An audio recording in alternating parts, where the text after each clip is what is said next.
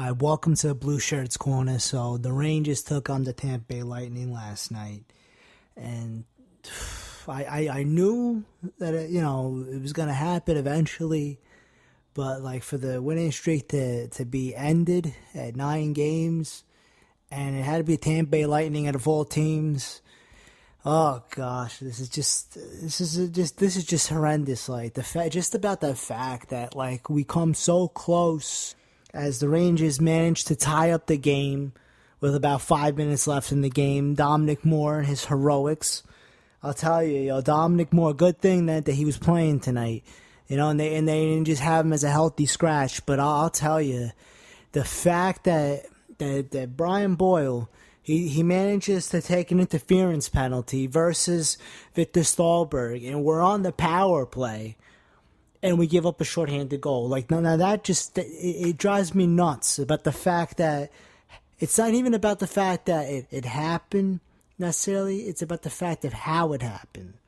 You know what I mean? The fact that the Rangers tie up the game, they got all the momentum, we're coming guns a-blazing, and then leave it to the referees to call something on McDonough. McDonough's in the box. We kill it off. And then we're on the power play, and basically Derek Stepan with this fluky pass to McDonough. McDonough has no chance. It's going the other way. And McDonough, usually you would see this guy cut that kind of a pass off. But not when it comes down to the Tampa Bay Lightning. In this kind of a game, McDonough with the gaffy basically does not manage to cut the pass off. It's a shorthanded goal. The Rangers are looking at a winning streak snapped. And it just drives me nuts, the fact that it had to be the Tampa Bay Lightning out of all teams. And the fact that the referees, I'm convinced that they really do have a button in Toronto where they're chirping in these officials' ears, going, I'm about to push the button.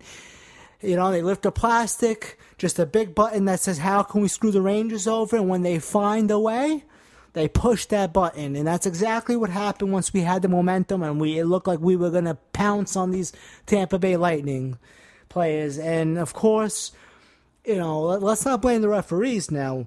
The fact that Rick Nash is a cap-heavy player that's just eating up our salary cap and refuses to play with an edge. I mean, the fact that Rick Nash gets paid over $7 million a year and he doesn't put any oomph to his game. When it comes down to a team like the Tampa Bay Lightning after eliminating us in the playoffs, the fact that Rick Nash comes out and plays like this perimeter player that he is.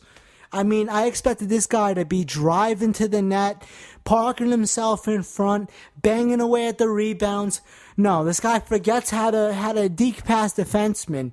The fact that he couldn't get past the Tampa Bay Lightning defenseman, it's awful. Just the way that Rick Nash eats up our salary cap, and then he doesn't play with an edge. I mean, when we got this guy 3 years ago, I'm expecting to see the Rick Nash that took Columbus on his back, was the captain, but no, Rick Nash comes to the Rangers, he doesn't want a captaincy, he doesn't want to have a big role in the team, and it goes to show you, Rick Nash gets injured and then he becomes this perimeter player, shooting 15 feet out instead of driving to net or deking past defensemen like he did in that Columbus game versus the Arizona Coyotes. I mean, this guy faked out Keith Yandel and got this puck in the back of the net. I mean, the fact that you're seeing Rick Nash out there and refusing to play the way we signed him in the first place to play.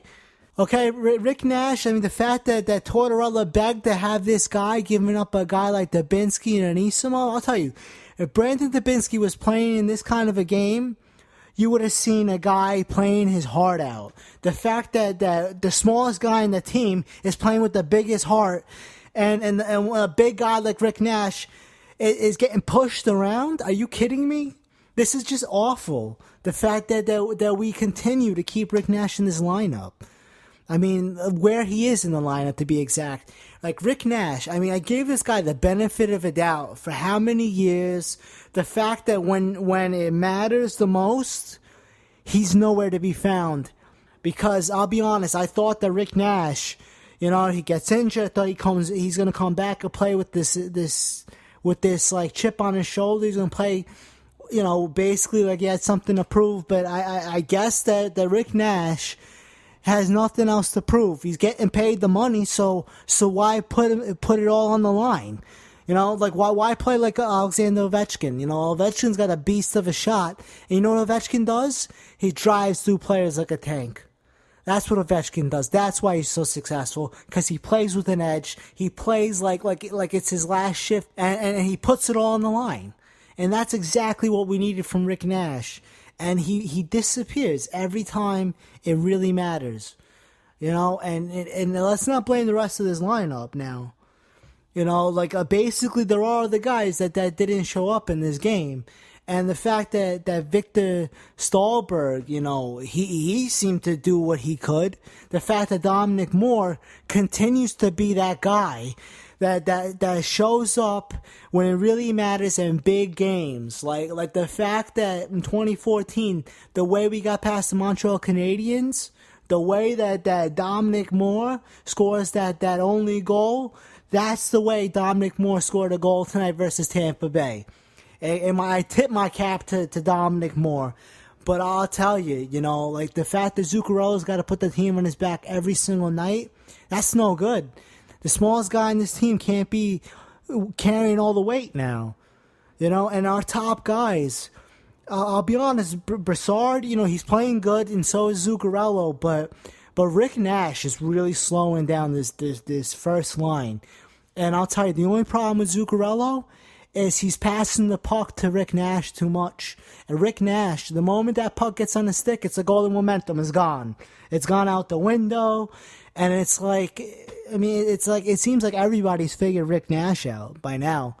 That Rick Nash is going to learn how to get his confidence back and get back on track is by getting demoted to the third or fourth line. Because Rick Nash needs to play versus lower competition and abuse in order to understand what he's supposed to be doing. I don't want to be blaming Rick Nash for everything, but it just seems like when he's eating up the salary and when we could go and get some top player in the entire league, it's just a waste of cap space having Rick Nash in the lineup, because it seems like we seem to find guys that are getting paid nothing and they just want to stick in the NHL, that they put it all on the line, they put their heart on their sleeve, and those are the kind of guys. I'm talking lunch pail players that come out and they grind away, work around the boards, do what they have to do to stay in the lineup.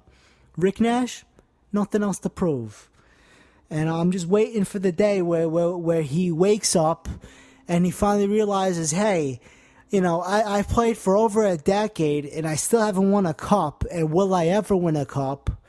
I need to up the ante. I need to put this team on my back, and I need to go out and score goals at will.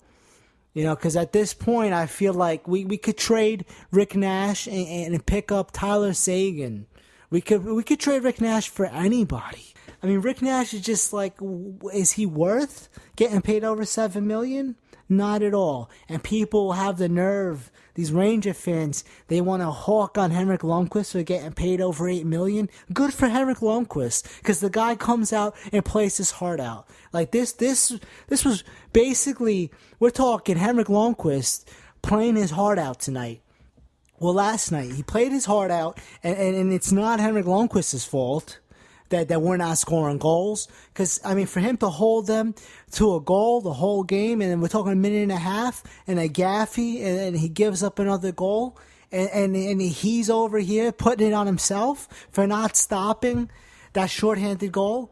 Come on. We need to stick behind Henrik Lundqvist, because it's not his fault. He did what he could. And I'm freaking proud of Henrik Lundqvist right now. And I'm disappointed at the fact that we didn't come out and play with a little bit of an edge. A team can't eliminate you, 20 minutes away from going back to the finals, and you don't come out and want to seek revenge, want to go out and try to do everything in your power just to solidify a good win versus a team that got the best of you.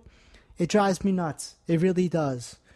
And I'm just waiting for this next game, because obviously we play the Florida Panthers tomorrow, and we all know what's going to happen. The Rangers are going to come out and they're going to abuse the Florida Panthers, because there's no way that after a loss like this that we don't take it out of the Florida Panthers.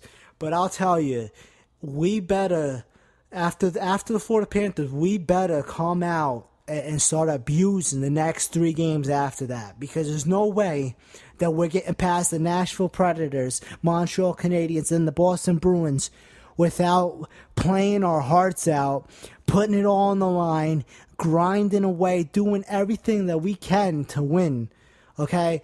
And I'm waiting to see this team bounce back. I know we're going to bounce back. It's still early in the season, but it's just about the fact that I'm just pissed that it had to be a Tampa Bay Lightning to snap what seemed like the best winning streak I've ever seen this team have in recent time. And at this point, everybody thinks I'm nuts for saying that I want Jaromir Jagr back. Like, I would trade Rick Nash for Jaromir Jagr any day of the week. You know, and it's only because Jagr, I'll tell you, this guy, I mean, it kind of sucks the way he left us to go play in the KHL.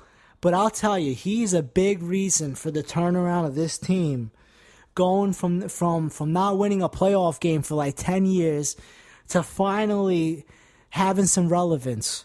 That was Jaromir Jagr that showed Dubinsky and Callahan what it is to win.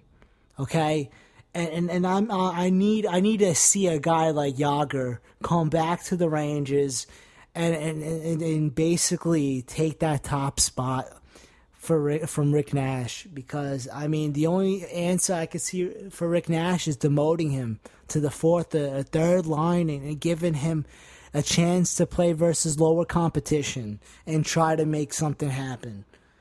So anyway, I'll keep everybody posted. You know, by the way, everybody, please sign the petition to get Ron Greshner's jersey retired. We reached the milestone of 100 signers. All right, we're looking for 200. The point is, we got all season. All right, we need to make sure that Ron Greshner gets you know the respect he deserves, gets his jersey up in those rafters. Because I'll tell you, Ron Greshner can't play 15 seasons for one organization, hold the record for penalty minutes, and not see his jersey retired. I mean, there's no excuses at this point why they haven't retired guys that deserve their number retired. The fact that Gene Rattel hasn't even gotten his number retired is another story. You know, if Roger Bear's got his number retired in the rafters, then why haven't we seen Gene Rattel's number retired? I mean, it's a shame. You know, it's just a real shame the way that they refused and they're stubborn about retiring, that have put it all on the line, that deserve to see, you know, some loyalty from the franchise. But anyway, let's keep everybody posted for the next game tomorrow. And remember, let's go Rangers.